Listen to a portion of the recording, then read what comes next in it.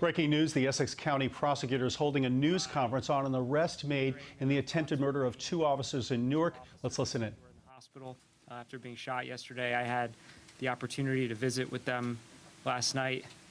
Thank God they are recovering and will recover, and thank God they will make a full recovery. I've had the chance today to speak with the governor, and he also sends his thoughts to those officers. I want to commend the work of all of the law enforcement officers, including those of all the agencies represented behind me, and several who will speak today, for their tremendous work in helping apprehend the suspect. This investigation is being led by the Essex County Prosecutor's Office in Newark, and I'll let them give you the details. But let me just reiterate something that unfortunately we say far too often. Gun violence is and remains an epidemic in this country, and it remains an epidemic in the state of New Jersey. And we're doing everything we can to combat that epidemic. But it takes the work of the women and men who work for those folks behind me, who show up every day to keep our state and our community safe, including this great city. And 2 officers yesterday showed up to work to do their job, and unfortunately were shot in the line of duty. But also 6 individuals, including those 2 officers across our state, were shot last night. And it's that steady drumbeat of violence that we are working so hard to eradicate. Fortunately, gun violence has declined in New Jersey over this year, but even 1 person shot, especially a law enforcement officer, is too many. And so I commend the work of everyone who shows up every single day to keep our community safe. And I hope that this tragedy is a reminder of how much work we have left to do. With that, I'll turn it over to Essex County Prosecutor Ted Stevens to continue the briefing. Thank you, General. Good afternoon, everyone. Today I'm joined by a tremendous assemblage of our law enforcement partners on a local, state, and a federal level. Most notably, we want to thank General Platkin for being here today and honoring us with his presence. You should know that the General is here after spending 7+ hours with us last night during the initial stages of this investigation. And we're honored, and we thank him for his presence there as well. As I said, after the 7+ hour multi-agency search last night, today, at approximately 11:10 a.m., members of the Newark Police Department emergency response team effected an arrest of one Kendall Howard. Mr. Howard has been charged with 2 counts of attempted murder of Newark police officers and additional counts for unlawful possession of a weapon and unlawful possession of a weapon for unlawful purposes. Now, first and foremost, we are relieved to announce that the 2 officers who were shot are in stable condition and are expected to have a full and complete recovery. Going forward, this is an ongoing investigation if there ever was one. We very recently received and obtained a search warrant to search for additional evidence, which we're sure will provide everything we need to move forward with this case. Now, obviously, as I said, we're at the initial stages of this investigation, so we're not going to be able to say too much more. And because of the cast around me, we're not going to be able to let everyone come to the mic and to give their rendition of what happened last night and to basically thank everyone for their participation. But we thank each and every person here behind me. But we would be remiss not to have members of the great city of Newark speak. And we're going to start with the police director from the city of Newark, Fritz Frage. Good afternoon. First, I'd like to express thanks to the federal partners that assisted in this investigation and in the arrest, which is the FBI, HSI, Homeland Security Investigators, U.S. Marshal's Office, U.S. Secret Service, and the multitude of local police departments like Jersey City, Elizabeth Police Department, for assisting in this investigation. It truly shows the collaboration of law enforcement to fight crime. As I've always said before, criminals don't have jurisdictional boundaries, neither should law enforcement. The continued collaboration between law enforcement agencies to conduct these investigations is important, and that's what's going to help keep the citizens of this city, the entire country, safe. In reference to 2 officers that were shot in this incident, both of them are doing well. Both have 1.5 years on the job. 1.5 years, and they have to deal with a traumatic incident like this. One will be released today out of the hospital. The other will have to recover a couple more days, but they should be expected to have a full recovery, which is important to us. Lastly, I want to thank the heroic efforts of the officers that came to the aid of the officers that were shot, especially the civilian that came to the aid of the officers while they were shot. Shots being fired, we can see and hear the shots being fired, and they're there bending over trying to drag this officer to safety. This is the true collaboration and the support that we have from the community. That's what we've been trying to mend the past several years to help build the trust between law enforcement and the communities that we serve. That's right, these are the communities that we serve. Those heroic actions should be commended. And lastly, I want to definitely say congratulations to our 2 chiefs. Chief Mitch McGuire of Essex County Prosecutor's Office and Chief Emmanuel Miranda, instrumental in this entire process. We sat there together, discussed this investigation and how we're going to go forward, but I have to give those remarks on how extraordinary and exemplary they displayed their efforts to bring this to conclusion. Now I'd like to introduce our mayor, Baraka. Thank you.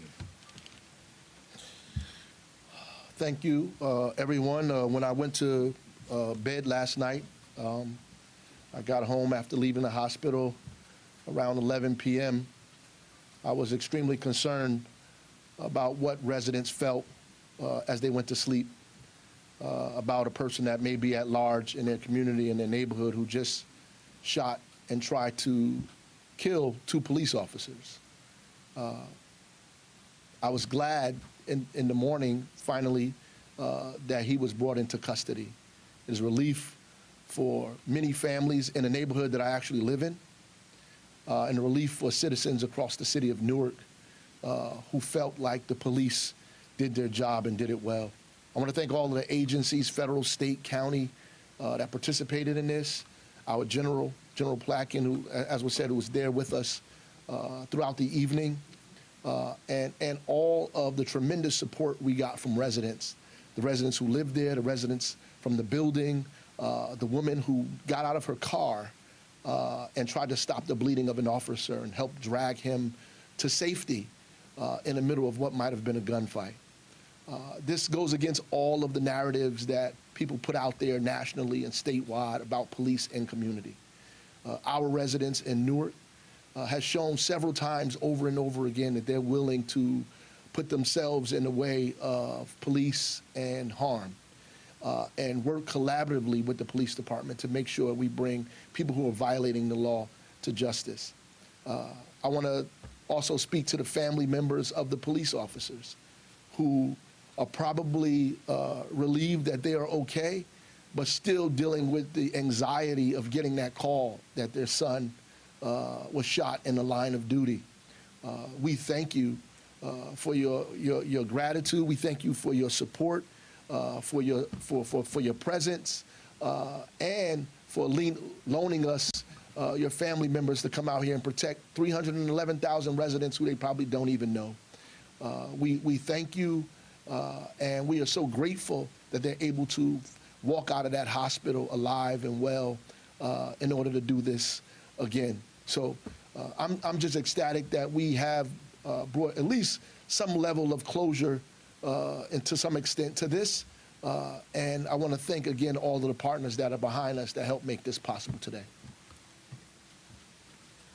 Thank you, Mr. Mayor. Just one final group of thanks for individuals need to be thanked. In addition to Chief McGuire, who Director Frage did point out, I want to thank also the attorneys, the assistant prosecutors here under the direction of First Assistant Ramesh Sugdeo, especially AP Goldberg and Alex Albu, both who were extremely instrumental in moving quickly last night and getting the process needed to move forward. And lastly, our ever-present law enforcement partners from the Essex County Sheriff's Department. They are always with us, and they do tremendous, tremendous work. So they are our partners every day, and so we thank them for their participation as well. We're available to have some very brief questions, and we'll get started.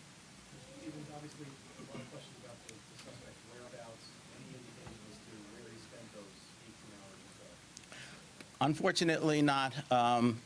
We are in the midst of this long and a very arduous investigation, so we're not able to determine fully what's happened.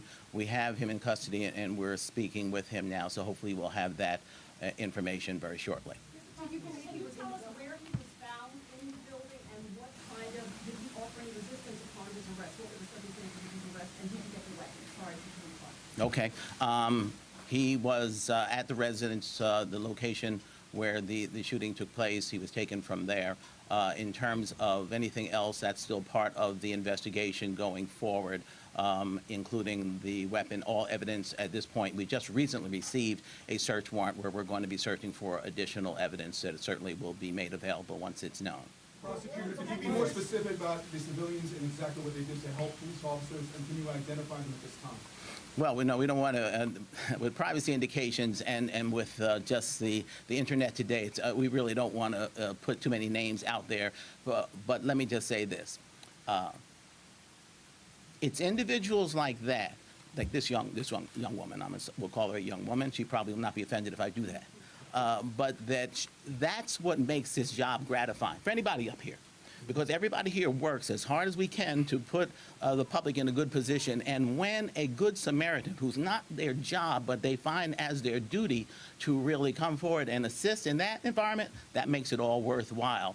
And you may not know her name now, but I think in the near future she'll be made known because she deserves a great thanks for her efforts. Can you tell us anything here about the previous shooting on October 28th for which this man was being wanted and the complaints on that and what those charges were in that warrant?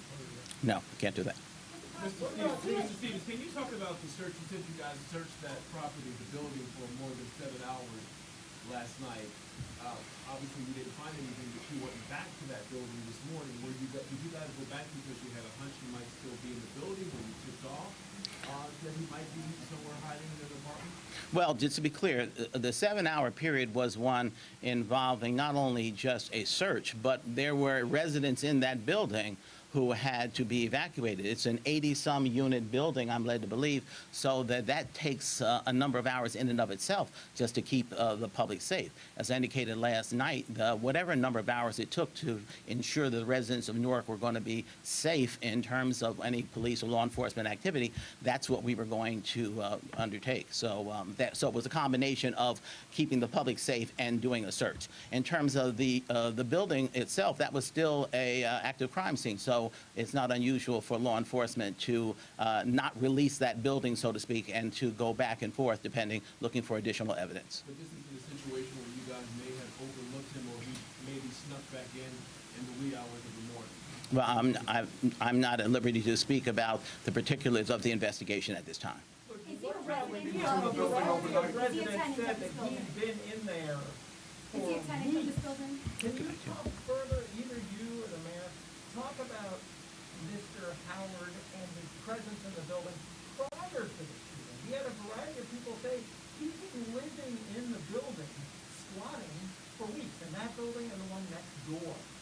Can you talk any further about complaints you received, or just his long-term presence there? I'm not aware of anything with regard to that. That will be part of the investigation. If that evidence is there or information, we'll certainly gather that. But I have nothing that's been presented to me to indicate that he was living there, squatting there long periods of time. That's just not something that I have and I can speak definitively about. So at this point, you don't know if he was a tenant of that building. That he lived there. That's all part of the investigation. So for what home, apartment? Well, we know that he was arrested there, so we're going back to look for evidence. Mr. Prosecutor, does it appear he had some help? Did someone help to secure him hiding in that building? And where exactly was he found? I'm with James in saying the residents say we spent the night with this guy. They were allowed back in their homes. So Well, please help us understand understand where he was that he could not be located yesterday, if you can. I cannot, but if you have the names of those residents who indicate they spent the night with him, please present that so that we can interrogate them as well. We'd love to speak with them. We'll take a question or two more, and then we're going to wrap it up. Can you just talk about the way this ended? Obviously, this was a guy who had a weapon. He had a fearless trigger finger shooting at 2 police officers. They could have gone the other way again today. Can you just talk about the way this came to a conclusion where there was not any more violence, any more shots fired? Came to a conclusion in less than 24 hours, as far as I know, without any additional injuries other than the unfortunate and heinous injuries to the officers.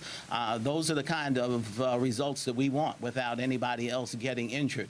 Policing is tough work. Law enforcement is tough work. And these are difficult situations, and these officers put their lives on the line every single day. And if we can limit it, it's, as I said, terrible as it is that they get shot, I'm so grateful that no one else got hurt. So I'm pleased with that part of the result. And to be clear, the residents were not complaining about law enforcement or about, they were complaining about you. They were complaining about their landlord. They were saying that they made complaints to the owners of the building that this guy had been squatting there for a while, and the landlord didn't do it. Maybe, Larry, you can speak. Sure, I will. They're saying the city needs to do more with the landlord to acknowledge their complaints and try to force the landlord to secure the building better.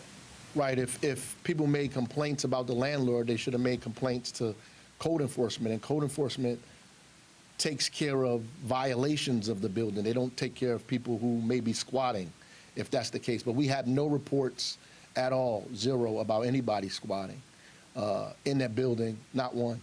So if you have those people, as the prosecutor said, be glad to have a conversation with them. Mr. Stevens, any further indication of this gentleman's criminal record or criminal past? No, not at this time. You have one more question. We've been waiting, and then we're done. The initial encounter, were the police serving a warrant for the suspect, or were they just looking to talk to him? That's unclear right now as to whether or not there was a warrant that was being, there's no indication that there's a warrant, I'm told, so correct. Yeah, with the attempt to identify the individual for whatever reason, and officers just doing what officers do, which is observe and to act. Thank you so much. Thank you. Thank you. All right, you've been watching a press conference with officials in Newark about the shooting of 2 Newark police officers. First of all, we should tell you that the most important thing is that the 2 officers are recovering in the hospital and they're going to be okay. They only have each a 1.5 years of service on the job, so they're young guys. And we're told the good news, they will make a full recovery, and one will even be out of the hospital today, which is really great news. Another very interesting part of the story we're learning is that civilians came to their rescue, including one woman who apparently got out of her car and dragged a bleeding officer to safety. So extraordinary work from civilians in the area while that shooting may have been happening. And in the meantime, they announced the arrest of Kendall Howard. It happened 11:10 this morning. He's charged with 2 counts of attempted murder and a few other gun charges. As for the investigation, authorities gave very little other information, but we can expect to be getting more as the days go on. And you've been watching the Essex County Prosecutor's Office give an update on the arrest of a suspect wanted for the attempted murder of 2 Newark police officers. We will have a full report on CBS 2 News beginning at 5 and on cbsnewyork.com.